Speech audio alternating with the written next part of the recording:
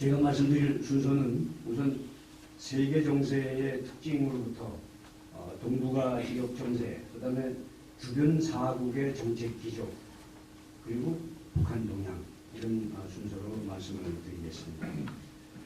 우선 세계 정세의 가장 큰 특징은 한 두 가지 정도를 제가 꼽았는데, 첫 번째는 세계화에 역행하는 불길한 추세들, 그 중에서도 신고립주의가 대두가 되고 있다.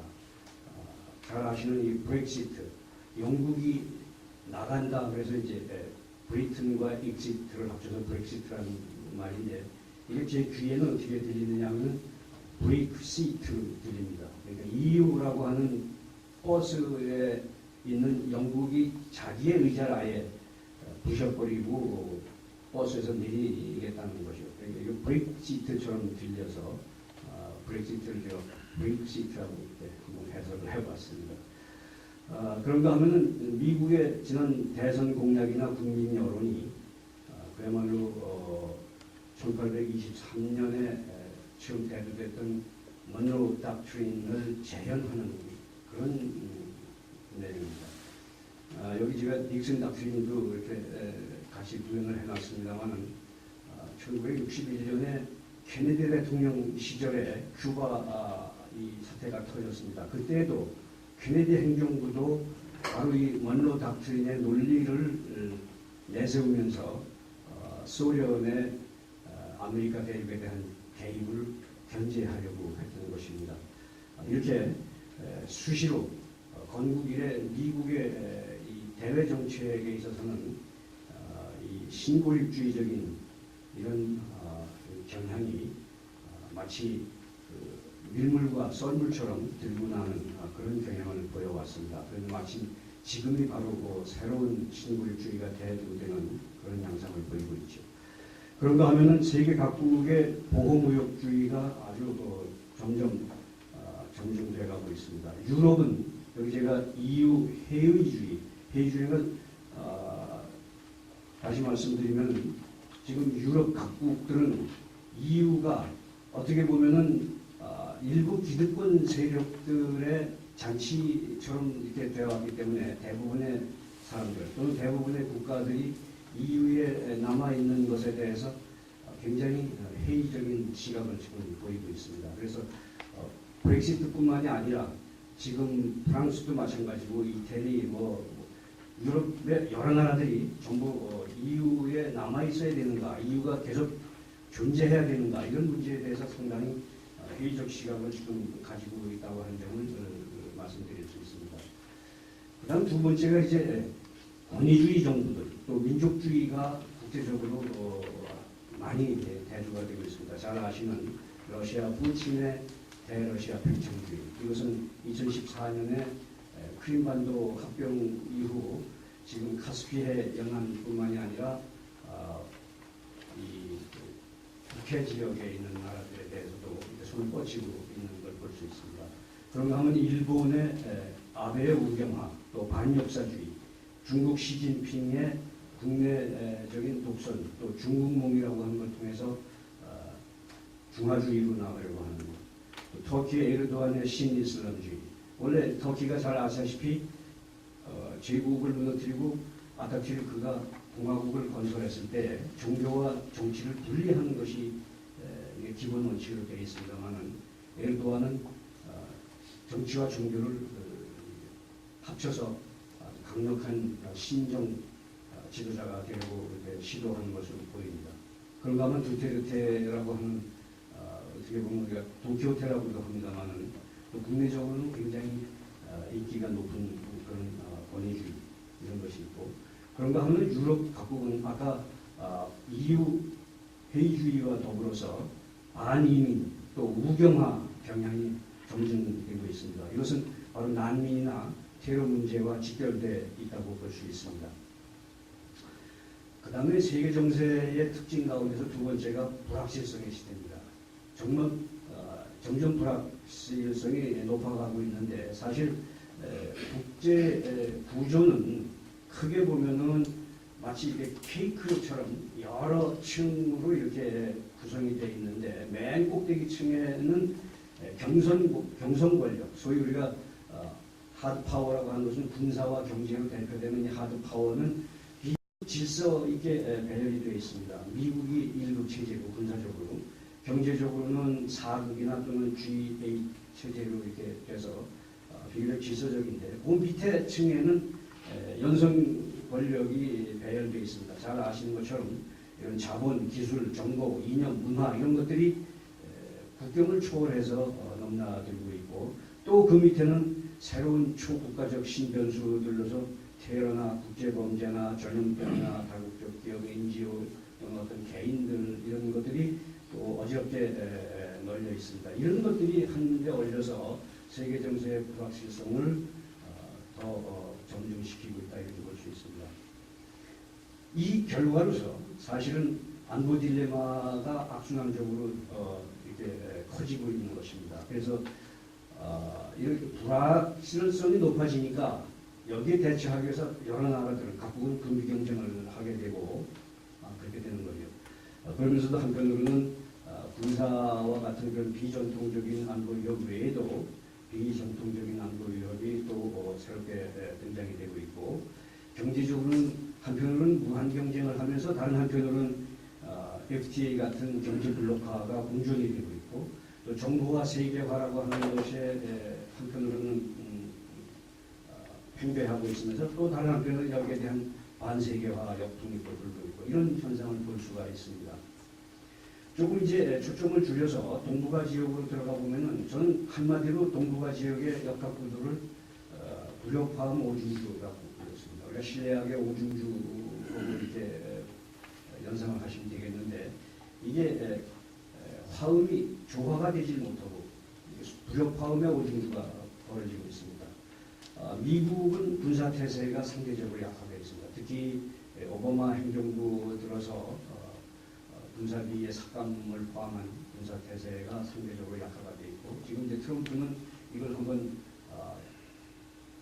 역류시켜 보겠다고 하는 그런 움직임, 이건 뒤에 좀 설명을 드리겠습니다만, 그러나 현재로서는 군사태세, 특히 아태 지역에 대한 군사태세가 상대적으로 약화되어 있고, 그 틈을 타서 중국이 급격하게 상승을 하고 있는 걸 볼 수 있고, 또 미국이 약화된 그 상태에서 아태 지역에서 미국의 역할을 좀 대리해주겠다, 대신해주겠다고 하는 그런 태도를 보이면서 일본이 급격하게 보통국가와 군비 증강 추세로 가고 있고, 러시아의 대러시아 팽창이 아까 말씀드린 것 같고, 그러면서 한편으로는 한반도에서 한반도의 북쪽에는 북한 체제는 점점 체제가 취약화되어 있으면서 한편으로 핵 미사일 폭주를 하고 있는 이런 불안한 상태.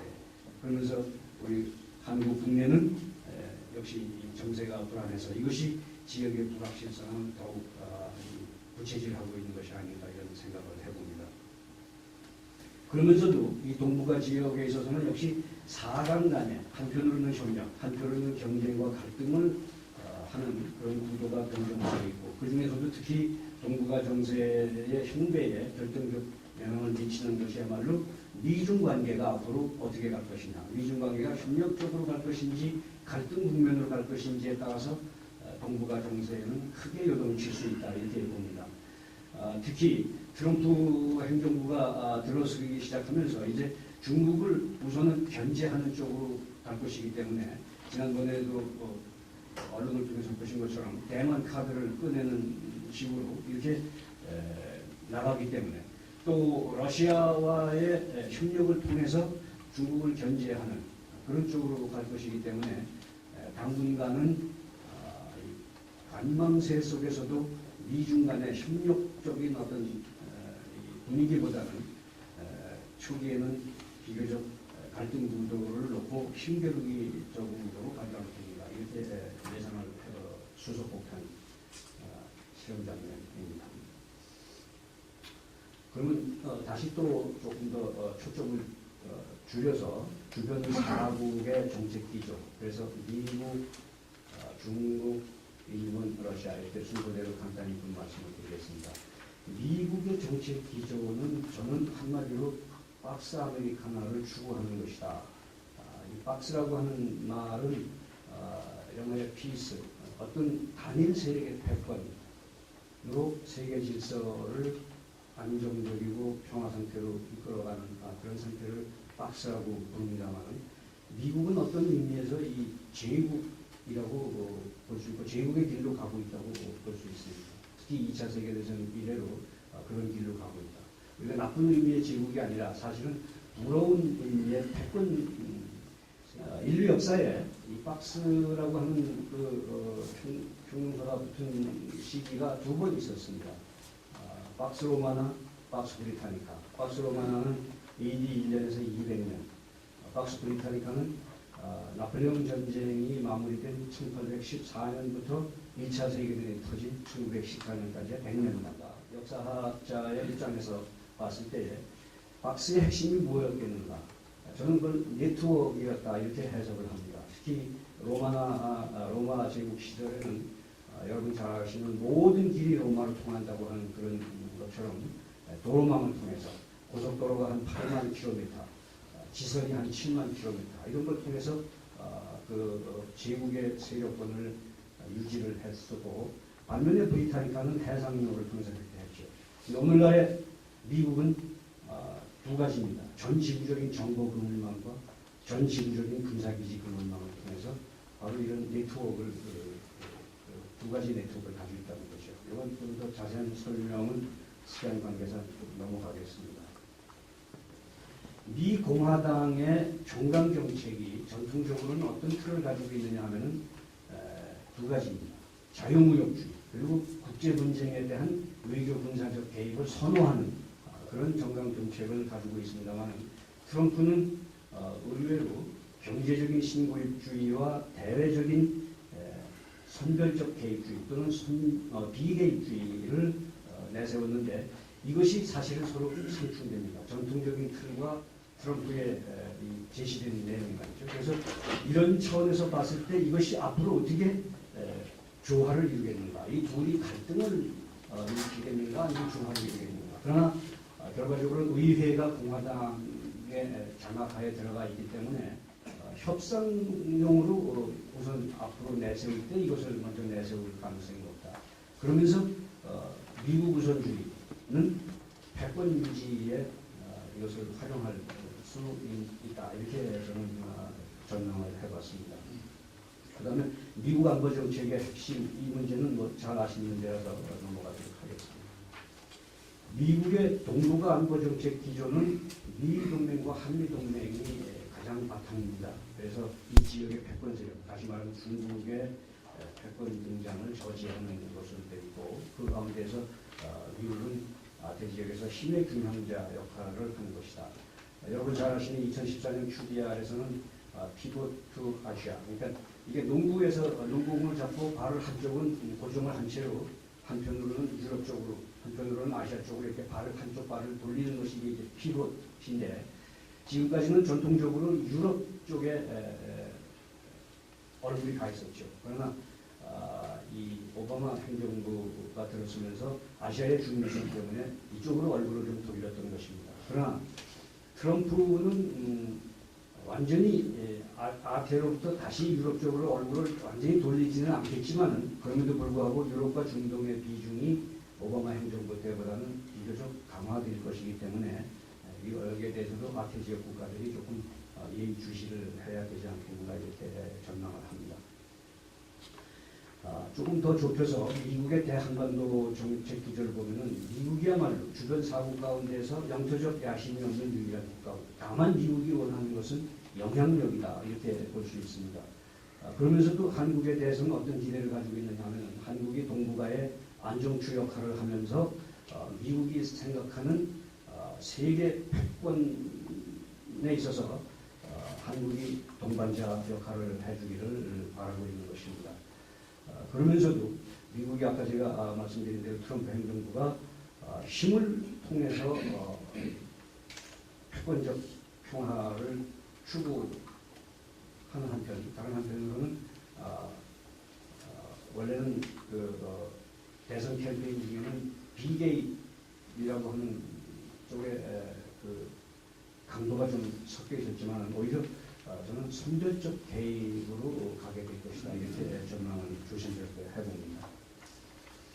한미 동맹의 미래에 영향을 주는 요소가 무엇일까 하는 것을 몇 가지로 정리를 해봤는데, 우선 저는 제일 큰 것이 한미 양국의 신행정부 조합에 있다 이렇게 생각합니다. 이게 자칫 잘못하면은 다가올 우리 대선에 이게 뭐 영향을 줘서 혹시 형사 고발을 당할지 모르겠습니다만, 제가 봤을 때 차기 우리 한국 대선에서 우파 정부가 들었으면은 트럼프 행정부와의 이 매치업이 최상의 매치업이 될 것이다. 그렇게 되면은 오히려 북한에 대한 견제도 조금 더 효율적으로 되고, 나아가서는 이 통일의 길도 그만큼 빨라질 수 있지만은, 최악의 조합은 좌파 정부가 들어서서 트럼프 행정부와 매치업이 되는 그런 경우가 되겠습니다. 그렇게 될 경우에는 다시 한미동맹의 그림이 가게 되겠죠. 잘 아시다시피 동맹에서 가장 중요한, 특히 군사동맹에서 가장 중요한 것은 공통의 위협인식인데, 과거 좌파 정부 시절처럼 미국이 북한을 여전히 위협이라고 인식하는 반면에 우리나라의 좌파 정부는 북한을 위협이라고 인식하지 않았기 때문에 거기서부터 균열이 생겨서, 그 무렵에 미국의 세미나나 이런 걸 통해서 가보신 분들은 잘 알겠습니다만, 그때 당시에 미국의 전문가들이나 학자들은 좀 과장과 야유를 섞어서 뭐라고 표현을 했느냐 하면은, 한미동맹은 이미 관석에 들어갔고 이제 못질만 남았다, 그런 얘기를 그야말로 귀에 못이 박히도록 들은 경험이 있습니다. 한미동맹이 다시 한번 관속에 들어가고 못질만 남는 상태가 될 수도 있다. 이것이 한국의 대선 결과에 따라서 양국 행정부의 매취합이 최악의 상태로 가면 그렇게 될 수 있다 하는 말씀을 드립니다. 전자권 전환 문제는 이미 조건에 기초해서 하기로 합의가 됐기 때문에 이것은 뭐 쉽게 뒤집어질 것이라고는 생각되지 않습니다. 그 다음에 이 시퀘스터 문제는 트럼프가 이걸 폐기하겠다고 시사를 했기 때문에 그 방향으로 갈 것이라고 전망을 해봅니다. 또 방위분담금 협상은 잘 아시다시피 5년 단위로 이게 이루어지고 있고 18년까지는 현재 상태가 갈 것인데, 9,200억 원에서부터 14년에 시작을 해서 매년 물가 인상분이 적용돼서보다 제가 빨간 걸로 플러스를 해놨습니다. 현재는 아마 한 9,800억 원 가까이 가 있는 걸로 저는 추정합니다. 이게 한 50% 근접이 되어 있습니다만, 일본이 74.5%를 지금 내고 있는 걸 자꾸 얘기합니다. 그러나 실질적으로 내막을 들여다보면은 우리나라는 토지 사용료나 또는 기타 간접 지원분이 여기 포함이 안 돼 있기 때문에 50%로 돼 있지. 그거 다 집어넣는다 그러면 적어도 지금 65% 이상은 될 거라고 저는 보고 있기 때문에, 앞으로 협상을 하게 되면은 이것을 우리가 조금 카드를 내세울 수 있겠다, 이런 생각을 해봅니다. 다음은 중국입니다. 중국은 국방비를 세계 2위로 쓰고 있습니다. 작년에 한 1,500억 달러 썼는데, 그럼에도 불구하고 미국의 5분의 1 수준밖에는 안 되죠. 중국의 가장 큰 문제는 역시 고도 압축 성장의 근원입니다. 인류 역사의 이 근대화 과정에서 반드시 한 번은 걸쳐서 지나가야 되는 과정을 중국이 지금 겪고 있습니다.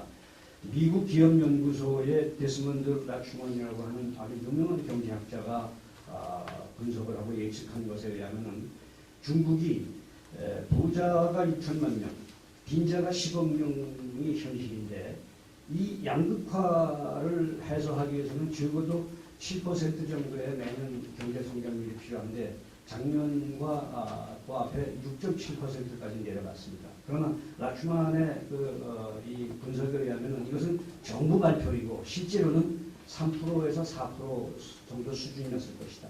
그리고 이것이 앞으로 10년간도 계속 지속될 것이다. 그렇게 되면 결국 중국에 있어서 제일 큰 문제는 양극화의 문제이고, 이것이 사회 불안과 정치 불안으로 가게 될 것인데, 그것이 가장 큰 문제가 될 것이다, 이렇게 전망을 했습니다. 이것이 아마 우리가 눈여겨봐야 될 상황이 아닌가, 저는 그렇게 생각을 합니다. 그 다음에 저는 중국이 핵 문제에 있어서는 북한이 붕괴되는 것보다는 핵을 가진 상태로라도 남아있는 쪽을 원하기 때문에 그런 쪽으로 계속 가게 될 것이 아닌가 그런 생각을 합니다. 이건 이따가 다시 북한 문제에서 조금 말씀을 더 드리도록 하겠습니다. 시진핑이라고 하는 사람은 원래가 파벌 색채가 약해서 이 본조에 발탁이 됐는데 그 후에 집권하자마자 부정부패를 내세워서 사실 정적을 숙청을 했죠. 세계의 파벌이 샹하이방 공청단 파벌, 후진타오가 공청단이고 장쩌민이 샹하이방이 아닙니다. 그런데 이 시진핑은 원래는 태자당이지만은 그 아버지가 일찌감치 숙청이 됐기 때문에 사실 태자당의 색깔도 그렇게 강하지는 않았습니다.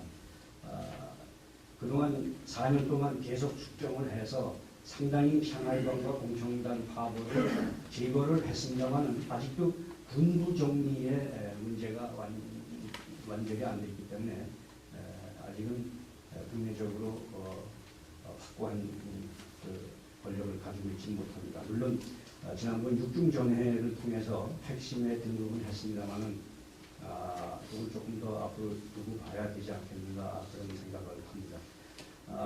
부연해서 말씀을 드리면 중국에는 14억 인구 중에 공산당원이 한 8,700만 명 정도 됩니다.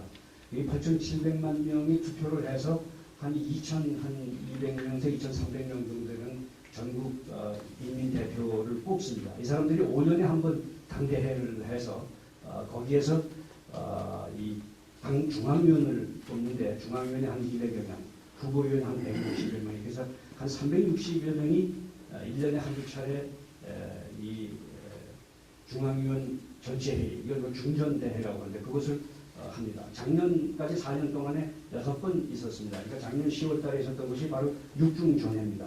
여기서 중국의 모든 중요한 정책들이 논의가 되고 방향이 결정이 됩니다. 그러면 그 중앙위원들 한 360명이 모여서 거기서 정치국원을 25명을 뽑고 그 25명 가운데서 7명이 상임 위원으로서 중국을 사실 끌고 가는 그런 체제로 되어 있죠. 시진핑이가 사실은 이 트럼프에게 저항하는 뜻으로 신년사에다가 이례적으로 주권이라고 하는 내용을 넣어서 강조를 했습니다. 그러니까 주권 문제를 건드리지 말아라는 거죠. 대만 문제, 남중국해 문제를 건드린다. 이건 중국이 생각하는 레드라인이라고 하는 신호를 이만큼 보냈다고 볼 수 있습니다. 여기 제가 5대 전구 그림을 이렇게 넣습니다만 이것은 중국의 군사 현대화라고 하는 것을 내세웠습니다만 내부적으로는 실제로는 시진핑이 군부를 혁신해서 자기 파벌 사람들을 많이 앉히기 위해서 과거에 7개 군부로 되어 있던 것을 이렇게 5개 전구로다가 나눈 그 내용이 되겠습니다. 자세한 설명 넘어가도록 하겠습니다. 일본은 아태지에서 미국의 대리인 역할을 통해서 아베가 힘을 얻고 국내적으로 미국에 대해서도 그리고 국내적으로도 상당한 파워를 형성해가고 있죠. 세계 6위의 국방비를 쓰고 있고 해군력은 파이팅 워 파이팅 케이퍼빌리티 차원에서 봤을 때 중국의 아직도 2배 수준에 달하고 있다 이렇게 볼 수 있습니다. 이건 다른 내용들은 조금 넘어가도록 하겠습니다. 러시아의 그 대러시아 신팽창주의 정책, 아까 말씀드린 크림반도나 카스피 해안이나 발트해 인근에 대한 팽창. 그런데 사실은 석유 달러 때문에 근래 조금 애로를 좀 겪고 있죠. 셰일가스가 제일 가장 큰 요인이긴 합니다만은 작년 국방비는 그래서 5% 정도 감축한 것으로 지금 통계가 나오고 있습니다. 그럼에도 불구하고 러시아의 극동 군사력은 여전히 이 지역에서 가장 강한 것으로 되어 있습니다. 다만 트럼프 행정부가 중국을 견제하기 위해서 러시아와 해빙 무드로 들어갈 것이기 때문에 이것이 앞으로 이 동북아에서 미중관 문제 또는 IS 척결 문제에 어떻게 반영될 것인가 하는 것을 우리가 이 주시해봐야 되리라고 봅니다. 이것도 넘어가도록 하겠습니다. 북한 문제를 간단히 좀 말씀드리겠는데 핵과 경제 병진 정책을 지속한다고 합니다만은 또 국가 경제 발전 5개년 계획을 지속하고는 있습니다만은 그러나 제가 볼 때는 북한 경제는 이미 파탄 상태고 이건 무슨 뜻이냐면 제가 표현한 대로 되돌아올 수 없는 다리를 이미 건넜기 때문에 북한 경제가 회복해서 정상적인 국가로 돌아올 가능성은 전혀 없다고 봅니다. 재작년 그 앞에 잠깐 반짝 성장을 잠깐 했습니다만 작년에는 오히려 도로 마이너스 1.1%. 국민 충소득 여기 뭐 이렇게 다 썼습니다. 쉽게 얘기하면은 북한의 국민 충소득 그 GDP 정도가 어느 정도냐면은 삼성전자 그러니까 삼성그룹 전체가 아니고 삼성전자 하나의 1년 매출의 3분의 1밖에 안 됩니다. 그러니까 그 정도로 생각하시면 여기 있는 다른 통계는 뭐 굳이 비교를 안 해도 삼성전자 1년 매출의 3분의 1 정도밖에는 한 국가가 이 소득을 못 올리고 있다고 하는 것을 우리가 짐작하면 경제가 얼마나 파탄인가 하는 것을 짐작할 수 있습니다. 북한 핵 문제 절대로 죽기 전에는 이걸 고수할 것이다 저는 그렇게 보는데 여기서 가장 우리가 경계해야 될 것은 뭐냐면 미국과 북한 간에 혹시라도 트럼프 행정부가 이 문제를 협상으로서 해결하려고 덤빌 때는 반드시 이 문제를 우리가 경계해야 되는데 그것이 뭐냐면 비핵화 대신에 비확산적으로 타결될 것이다. 과거 제네바 핵 합의 때처럼 과거의 문제는 묻지 않고 앞으로의 것만 확실히 해주면 타협을 하겠다고 한다면 북한이 이미 가지고 있는 일부 핵을 용인하는 대신에 그 핵을 한 번도 바깥으로만 가져나가지 않는다면 과거의 투명성은 불문에 붙일 수도 있다. 그런 타결의 가능성을 우리가 경계해야 된다고 하는 것입니다. 이 경우에 우리는 사실은 미 전술핵 재반입을 하거나 아니면 자체 핵무장을 해야 되는데 자체 핵무장은 결과적으로 비밀리에 할 수는 없고 그래서 제가 얼마 전에 5차 핵실험이 끝난 다음에 문화일보에 조그만 칼럼을 하나 썼는데 공개적 한시적으로 핵무장을 하자는 것을 제가 제안을 했습니다. 그래서 북한 핵 문제가 완전히 해결될 때까지 이게 이제 한시적이고 공개적으로는 뭐냐면 히로시마급 한 30기 정도를 국제 기구의 사찰하에서 만들겠다 하는 그런 제안을 했었는데 글쎄요 좀 황당하긴 하지만 한번 고려는 해볼 만하고 또 이것이 선언을 통해서 미국을 압박해서 결국 멈칫거리고 있는 전술핵 재반입을 촉진할 수 있는 미국에서 대선 때 이 바보야 문제는 경제다 그래가지고서 클린턴의 대통령이 됐었는데 요즘에는 사실은 대한민국에 있어서는 문제가 경제가 아니라 사실은 안보인데 정치 지도자들이나 국민들이 모두가 다 안보보다는 경제 쪽에 이렇게 목을 매는 것 같아서 걱정이 많이 됩니다. 아까 잠깐 말씀드린 것처럼 한국 대전의 향배가 한미 동맹이나 대외 관계에서 결정적 변수가 될 것인데 여기에 대해서도 국민 전반의 인식이 과연 제대로 돼 있는지 이것이 늘 걱정이 됩니다. 이렇게 아까 처음 말씀드린 것처럼 세계 정세, 국제 정세가 이렇게 불안하고 불확실성이 높을수록에 사실은 한미 동맹이라고 하는 확고한 바탕 위에서만 우리가 우리나라의 국가 정체성을 지켜갈 수 있다고 생각을 합니다. 섣부른 양다리 외교 이런 것이 얼마나 무모한 것인가 하는 것은 역사의 교훈으로부터 찾을 수 있습니다. 로마 시대 때에도 로마는 주변에 동맹국들을 많이 가지고 있었습니다만 그 동맹국 가운데에서 로마와의 관계에서 회의를 가졌던 국가가 살아남은 적은 없습니다. 로마와의 동맹 관계를 굳건히 한 나라만이 살아남았습니다.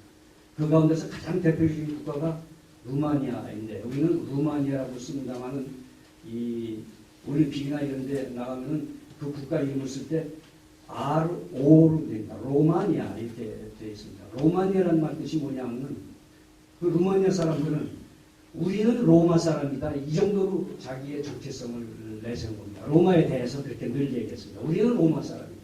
우리 여기 로마 땅이다. 그래서 로마니아라고 하는 나라는 지금까지 살아남았습니다.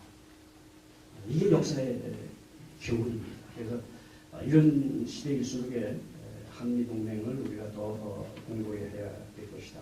그러면서 끝으로 평화는 돈으로 사야 된다 하는 이만의 칸트. 이것은 햇볕 정책을 통해서 북한에 돈을 퍼주어서 그렇게 함으로써 적을 무마시키는 그런 뜻으로 쓴 것이 아니라 돈을 집어넣어서 사람을 키우고 무기를 정비하고 그렇게 해서 스스로 평화를 지켜야 된다는 뜻으로 칸트가 얘기한 겁니다.